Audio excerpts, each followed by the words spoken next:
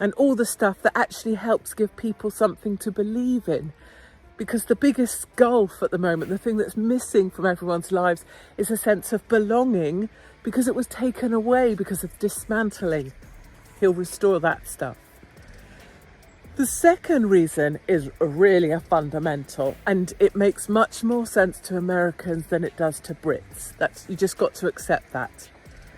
Of the church, the dismantling of the family, the dismantling of the country.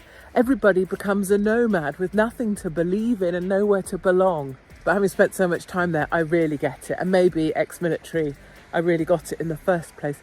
The major reason, my first reason really, is a really pragmatic one. Katie Hopkins throws down the gauntlet. Can Keir Starmer recover from Trump's very public rejection? Or is this the beginning of the end for his political career? In this video, we'll examine the fallout from Trump's snub and why Hopkins believes Starmer's leadership is now on shaky ground. Can he prove her wrong? Or is she right on the money? Nigel Farage's ascent from political outcast to Trump's inner circle is a tale that's left many scratching their heads. How did a man once dismissed as a fringe figure in British politics end up on Trump's VIP list? The answer lies in a combination of unwavering loyalty, political savvy, and a knack for riding the waves of populist sentiment. Farage's political journey is a rollercoaster of ups and downs. From his days as UKIP leader to founding the Brexit Party, he's always positioned himself as the voice of the forgotten Briton. But it was his unwavering support for Trump during the 2016 campaign that truly set him apart. While many UK politicians were quick to distance themselves from the controversial candidate, Farage went all in, even appearing at Trump rallies. This move wasn't without its risks. Farage faced a barrage of criticism and backlash from the British public and media. He was labelled a traitor, a populist, and worse. But Farage, ever the political survivor, weathered the storm with his trademark grin and pint-in-hand persona. As many of you will know, I've spent a good couple of days now being thoroughly thrilled by the results of the American election and what amazing American people have done. But so what? You're British. This is an American election. I don't really understand why it impacts you guys. So I thought I'd try and explain. And there's three big reasons. But I've seen a few times people saying, but so what, Katie? Why does it matter? That you're British. So what does it matter for Britain? Or I've seen actually from Americans too, as I see it. Why does it matter? Firstly, it's a rational reason, right? So a rational set of reasons that Donald J. Trump and his team of brilliant people. Even as Trump's first term saw ups and downs in the special relationship between the US and UK, Farage remained steadfast. He defended Trump's policies, echoed his rhetoric on immigration, and continued to cultivate their personal relationship. It's this persistence that seems to have paid off in spades. The invitation heard round the world came as a shock to many. Trump, bypassing traditional diplomatic channels, extended a personal invite to Farage for a visit to his Bedminster Golf Club. This wasn't just a casual meet and greet. It was a clear signal of Trump's favor and a slap in the face to the UK's political establishment. So what does Farage's rise mean for traditional UK-US relations? It's a question that's keeping diplomats up at night. Farage's newfound influence suggests a shift towards a more personality-driven, populist approach to international relations. It's a world where Twitter diplomacy and personal loyalties trump, pun intended, long-standing alliances and protocols. But let's not get ahead of ourselves. Farage's position is still precarious. His influence is tied to Trump's fortunes, and we all know how quickly those can change. Will Farage's gamble pay off in the long run, or will he find himself back on the political fringes if the winds change? While Farage basks in Trump's spotlight, Keir Starmer finds himself in an unexpected shadow. Fundamental biology, fundamental freedoms, family, all the stuff that makes America so great. Just don't try and persuade others of what you think. So the traditional family will be restored. It'll be restoring faith. So Christian country, one nation under God, mom and dad and kids. And any other makeup you want to be, that's fine, but it just won't be forced in people's faces. Be whatever you want to be, putting that first. You can believe whatever you want. You can believe any religion you want. You can be part of any religion.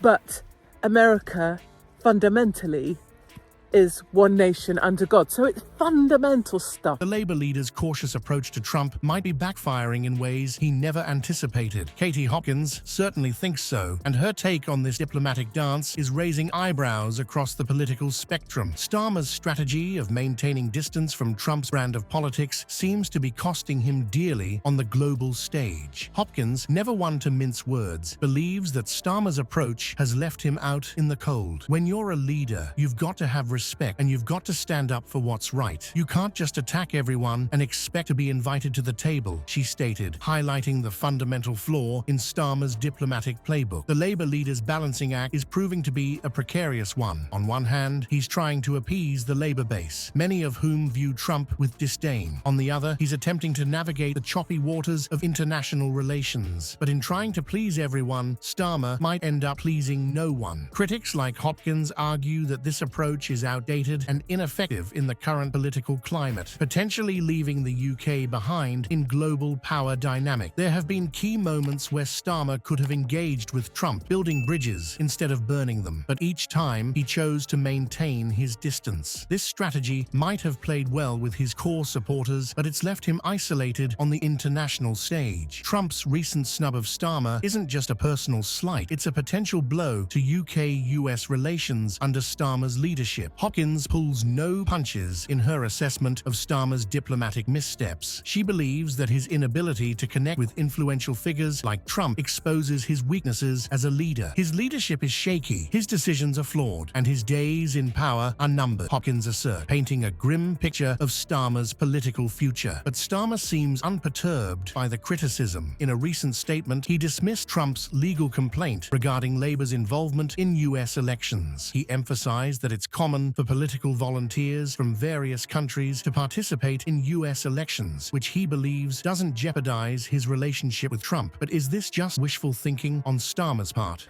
And all the stuff that actually helps give people something to believe in. Because the biggest gulf at the moment, the thing that's missing from everyone's lives, is a sense of belonging, because it was taken away because of dismantling. He'll restore that stuff. The second reason is really a fundamental, and it makes much more sense to Americans than it does to Brits. You just got to accept that. Of the church, the dismantling of the family, the dismantling of the country. Everybody becomes a nomad with nothing to believe in and nowhere to belong. But having spent so much time there, I really get it. And maybe ex-military, I really got it in the first place.